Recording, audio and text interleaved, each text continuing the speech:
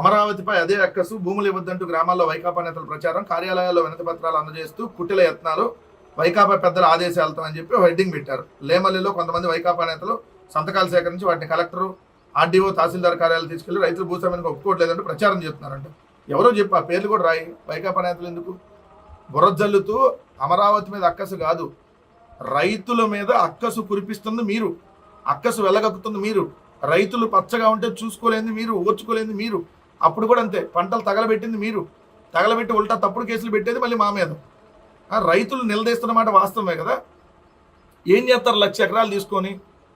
అసలు సిగ్గుందా ఈ ప్రభుత్వానికి? సిగ్గు శరం ఏమన్నా? అసలు మనుషుల్లాగా ఆలోచిస్తున్నారు ఈ ప్రభుత్వం? మనిషి ఆలోచనలేనా ఇవన్నీ? 3 పంటలు పండే 35,000 ఎకరాలు అంతకుముందు తీసుకున్నారు. 20,000 ఎకరాలు ప్రభుత్వ భూమి ఉంది, మళ్ళీ ఇప్పుడు 45,000 ఎకరాలు అంట. 3 నాణ్యమైన పంటలు పండే భూములు, 1,00,000 ఎకరాల భూముల్ని సర్వనాశనం చేస్తూ 1,00,000 ఎకరాల భూమిని ఈరోజు మళ్ళీ మేము అక్కసు వెళ్ళగలుగుతున్నామని చెప్పి వైఎస్ఆర్ కాంగ్రెస్ పార్టీ మీద పడి ఏడ్చేటటువంటి ఇంకో కార్యక్రమం. విజయవాడలో ఘనమైన చరిత్ర కలిగినటువంటి ఒక కాలేజీని నేలమట్టం చేశారు. ఆ నేలమట్టానికి సంబంధించి ఆలపాటి రాజేంద్ర ప్రసాద్ ఆధ్వర్యంలో జరిగిందని చెప్పి ఏదైతే అందరికీ తెలిసినా, ఉల్టా ఆలపాటి రాజేంద్ర ప్రసాద్ వెళ్ళి మా కాలేజీని కూల్చారని చెప్పి కేసు పెట్టినటువంటి వింత విచిత్రమైన పరిస్థితి. శాతవాహన కళాశాల నేలమట్టం, విజయవాడలో అర్ధరాత్రి కాలేజీ భవనాల కూల్చివేత, కోర్టు ఆదేశాల మేర పేరు చెప్పి వ్యక్తి దౌర్జన్యం, తరగతి గదుల్లో బల్లలు తీసుకెళ్లిన వైనం, శిథిలమైపోయిన 55 ఏళ్ల ఘన చరిత్ర, పోలీసులకు ఫిర్యాదు చేసిన సొసైటీ సభ్యులు. ఇది జ్యోతిలో వార్త.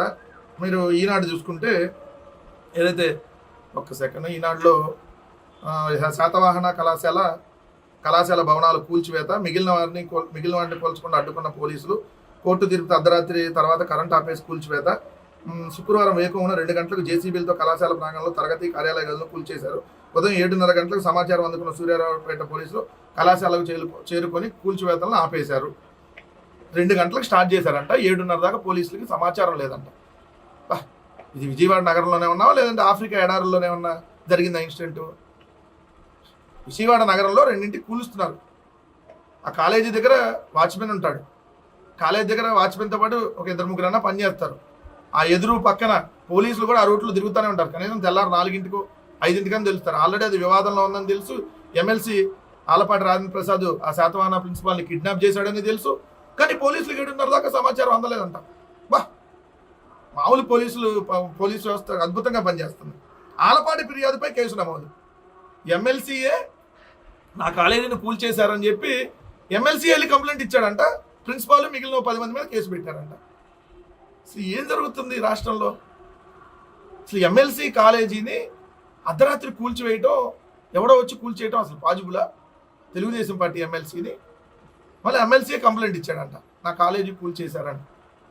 ఆంధ్రప్రదేశ్ రాష్ట్రంలో ఎంత బ్రహ్మాండంగా వ్యవస్థలు పనిచేస్తున్నాయి అనేది ఇది ఒక ఎగ్జాంపుల్. గతం గుర్తులేదో జగన్ అని హెడ్డింగ్ పెట్టి జనాన్ని భయపెట్టేలా కోవిడ్పై రోతరాతలు, బ్లీచింగ్ చల్లాలని, పారాసిటమాల్ వేసుకోవాలని నాడు జగన్ సలహా, కోవిడ్ సమస్య కాదని ప్రకటించిన నవ్వుల పాలు, మాస్కులు అడిగిన డాక్టర్కు చిత్రహింసలు, 2వ దశలో తీవ్రత తక్కువ అయినా యాగి అని చెప్పి ఓ హెడ్డింగ్ పెట్టారు.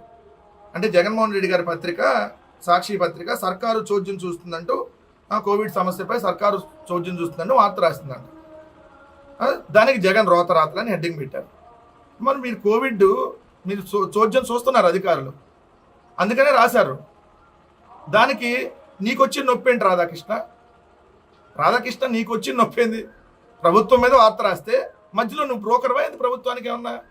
మరి నీకు నొప్పి ఏంది? నీ పత్రిక మీద రాస్తే నువ్వు వేడు, నీకు వచ్చిన నొప్పి ఏంటి? నువ్వు మా మీద రాస్తున్నావు కాబట్టి రోజు దానికి సంబంధించి మేము మాట్లాడుతున్నాం. నువ్వు మా మీద రోజు బురదలతో వార్త రాస్తున్నావు కాబట్టి మేము మాట్లాడతాం. ప్రభుత్వం మీద జగన్మోహన్ రెడ్డి గారి పత్రిక రాస్తే నీకేంటి నొప్పి మధ్యలో? నువ్వెవడవు అసలు? అంటే నువ్వు ప్రభుత్వంలో భాగస్వామే, లేదంటే ప్రభుత్వానికి మధ్యలో ఏమన్నా బ్రోకర్ పని ఏమైనా చేస్తున్నావా? కోవిడ్కి సమస్య అంటే కోవిడ్ సమస్యపై సర్కారు చోద్యం అని రాశారంట. అవును, చోద్యం చూస్తున్నారు కాబట్టి రాశారు. దీనికి మళ్ళీ డాక్టర్ సుధాకర్ చిత్రహింసలు పెట్టారంట. ఒక తాగి ఎట్లా నానా యాగి చేశాడో, తాగుబోతులు కూడా చేయని విధంగా అతను ఏ విధంగా చేసి అమనాభూతులు తిడుతుంటే అలాంటి వ్యక్తికి మీరు మద్దతు తెలుపుతారు. ఇంకా దాని మీద వార్తలు రాస్తున్నారు.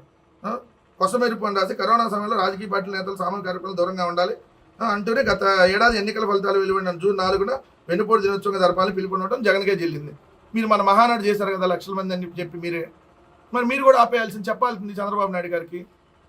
అప్పుడు దానికి పర్మిషన్ లేనప్పుడు దీనికి పర్మిషన్ ఇవ్వకుండా ఉంటే సరిపోయేది కదా. అప్పుడు ఎవరో చేయకుండా ఉండేవాళ్ళు. ఇప్పుడేం మీరేం రోజు చేయొచ్చు. మరి దీపావళి చేసుకుందాం, మరి ముగ్గులు వేసుకుందాం, మరి పిలుపునిచ్చింది ఎవరో, గొబ్బెమ్మలు పెడదాం, గొబ్బెమ్మ పూలు పెడదాం. రాష్ట్రంలో మరో 2 కోవిడ్ కేసులను రాసి కోవిడ్ కేసులు పెరుగుతుండటంతో ప్రజలు అప్రమత్తంగా ఉండాలని వైద్యులు సూచిస్తున్నారు. వైద్యులు సూచిస్తే కరెక్టే, కానీ సాక్షి పేపర్ సూచిస్తే మాత్రం తప్పు. బా ఏం వార్త రాసావా, పక్కనే రాసావు, చూసుకోవాలి కదా.